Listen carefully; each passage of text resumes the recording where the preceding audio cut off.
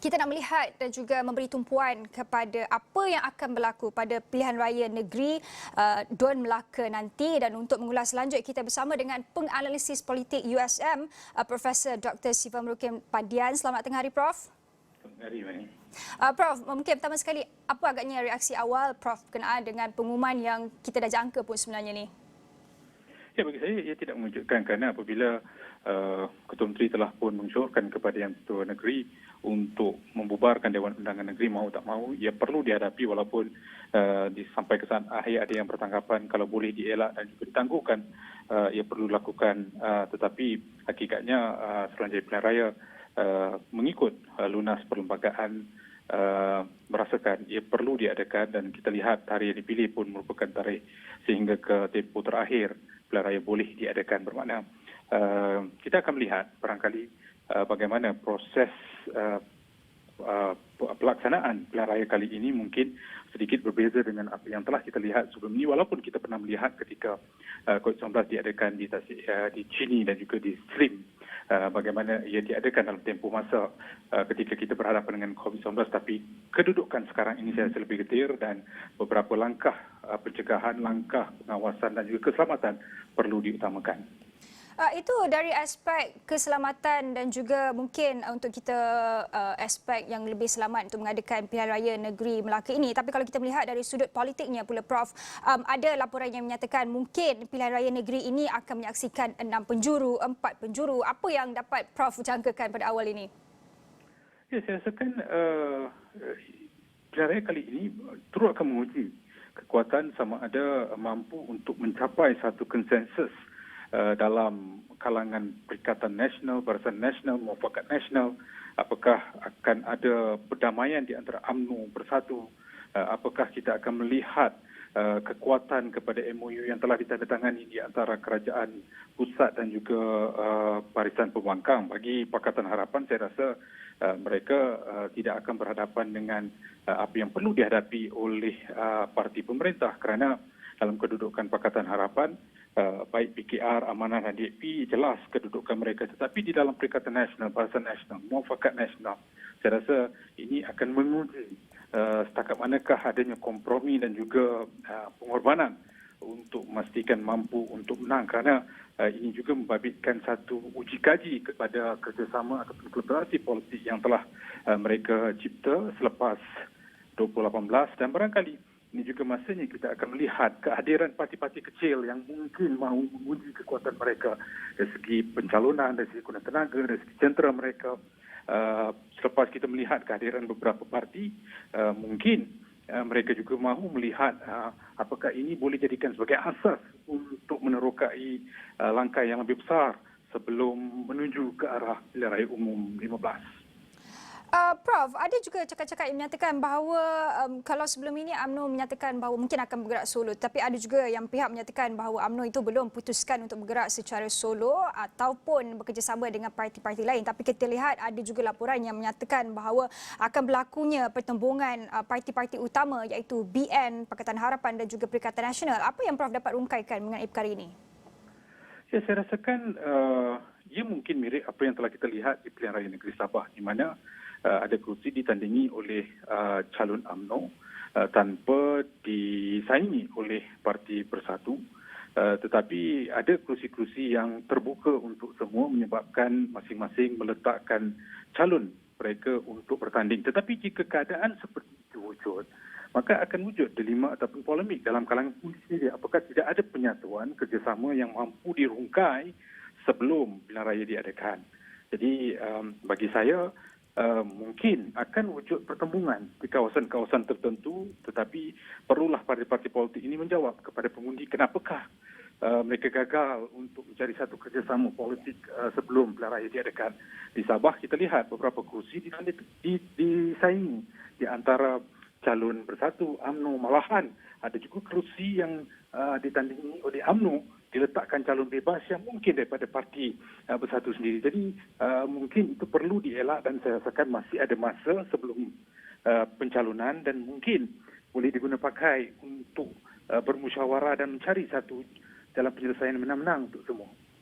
Dalam kita bercakap dengan satu titik penyelesaian untuk menang-menang bagi semua pihak, kita tahu PRN Melaka kali ini diadakan dalam norma baharu walaupun kadar vaksinasi sudah tinggi. Tetapi bagaimana kita nak cari satu titik penyelesaian itu untuk pastikan pertembungan itu orang kata tidaklah sukar untuk ditawan atau sebagainya, Prof? Bagi saya, mereka harus tentukan apa sebenarnya yang dimahukan dalam pilihan raya negeri ini. Kerana kita tahu krisis ini dicipta oleh satu parti di mana pertembungan beberapa sosok ataupun figura parti politik itu menyebabkan tumbangnya kerajaan negeri. Bermakna dalam konteks ini, jalan penyelesaian yang terbaik perlu dicari. Kerana bergerak solo juga bukan mudah dalam konteks sekarang dan sudah pasti kolaborasi dengan parti-parti politik lain itu penting untuk menunjukkan mereka mampu untuk bertanggungjawab ke atas apa yang sedang berlaku. Malahan bagi saya, dalam konteks sekarang ini, ego politik harus diketepikan dan mencari ruang bagaimana untuk menang di dalam pilihan raya baik bagi parti pemerintah ataupun Pakatan Harapan sendiri.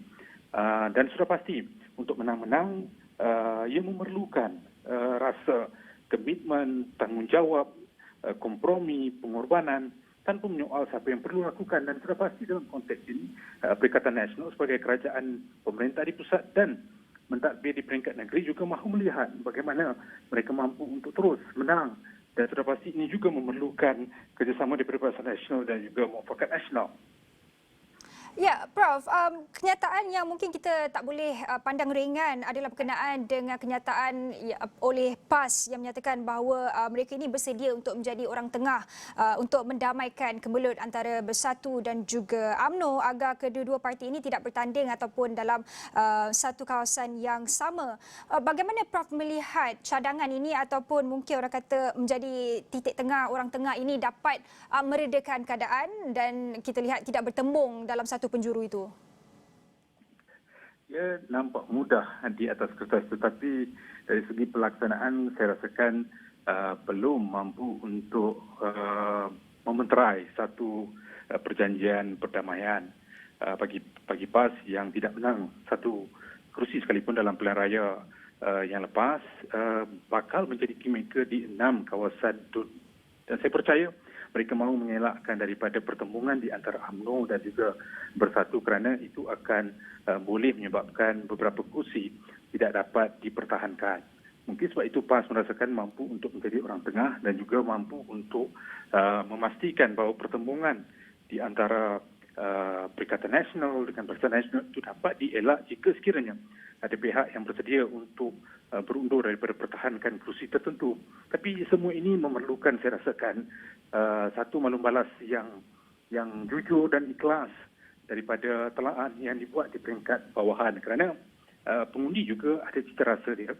Dan saya percaya kali ini undi protes mungkin membesar, undi atas pagar juga harus diberikan keutamaan dan sudah pasti pengundi luar yang mungkin datang daripada Seremban, Tampin, Muar, Kuala Lumpur sekalipun juga harus diberikan perhatian. Bermakna PAS saya rasa kalau berjaya untuk mendamaikan kedua parti ini, itu akan memberikan impak ataupun nilai tambah kepada proses pilihan raya kali ini. Ya, Prof. Kalau kita lihat pilihan raya negeri Melaka yang akan diadakan pada 20 November nanti, ini mungkin antara orang kata pilihan raya awal selepas kadar vaksinasi negara itu capai 90%. Apa pandangan Prof berkenaan dengan mungkin PRN Melaka ini boleh menjadi penanda aras bagi pilihan raya negeri Sarawak dan juga kemudian pilihan raya umum ke-15 nanti, Prof? Ya, saya rasakan proses pilihan raya kali ini akan diperhatikan. Bagaimanakah mampu untuk memastikan jangkitan tidak merebak sebagaimana yang telah kita lihat kalau kita rujuk atau jadikan otak kaki kepada pilihan raya negeri Sabah. Apakah bentuk metodologi ataupun langkah akan diambil di kawasan-kawasan yang tinggi jangkitan? Bagaimana keselamatan Barisan Hadapan, SPR, polis, barisan keselamatan yang lain termasuk KKM dan MKN juga dipertahankan. Kos saya rasa akan menjadi tinggi. Dan apakah langkah pencegahan akan diambil jika tiba-tiba kes meningkat? Begitu juga dengan pergerakan keluar masuk mereka yang mahu berkempen. Apakah bentuk kawalan yang perlu kita guna pakai? Apakah hanya kempen di peringkat lokal dibenarkan? Apakah media akan digunakan pakai untuk mempromosi kempen sepanjang 10 hari itu? Jadi saya rasakan kesemua ini juga akan diperhatikan termasuk tindakan tegas kepada mereka yang melanggar tata cara pilihan raya negeri kali ini. soal keselamatan sudah pasti akan diberikan keutamaan, dan saya melihat bahawa ini akan menguji tahap rasa tanggungjawab parti, pemimpin, penyokong, calon, dan bagaimana kedua pihak, baik kerajaan ataupun parti pembangkang mampu untuk memastikan mereka boleh mengenepikan beberapa faktor untuk mengutamakan keselamatan di dalam pilihan raya kali ini. Ya, kepentingan itu pastinya akan diberikan semula kepada rakyat, dan mungkin soalan terakhir daripada kami kepada Prof untuk hari ini, mungkin hari-hari lain kita akan tanya soalan lain, tapi Prof, SPR menyasarkan 70% rakyat di Dun Melaka itu akan keluar mengundi. Pada pandangan Prof, adakah kalau kita lihat kepada kemelut yang berlaku ketika ini, adakah 70% itu akan dapat dipenuhi atau sebaliknya? Bagi saya buat masa ini saya tidak melihat 70% itu dapat direalisasikan. Saya merasakan bahawa kadar keluar mengundi mungkin menurun, apatah lagi ini tidak akan menjejaskan kedudukan di peringkat pusat. Mungkin akan ada undi protes, mungkin ada yang mahu mengutamakan keselamatan mereka daripada perkara lain. Jadi jika mahu meningkatkan 70%, sudah pasti kempen harus digiatkan oleh parti, pemimpin dan juga calon. Malahan pengundi luar akan mainkan peranan yang cukup signifikan jika mahu memastikan 70% itu dapat dicapai. Okey, baik. Terima kasih Profesor Dr. Siva Murugan Pandian yang merupakan penganalisis politik yang sedikit sebanyak mengulas berkenaan dengan analisis politik yang bakal berlaku pada pilihan raya negeri Melaka nanti yang akan berlangsung pada 20 November depan.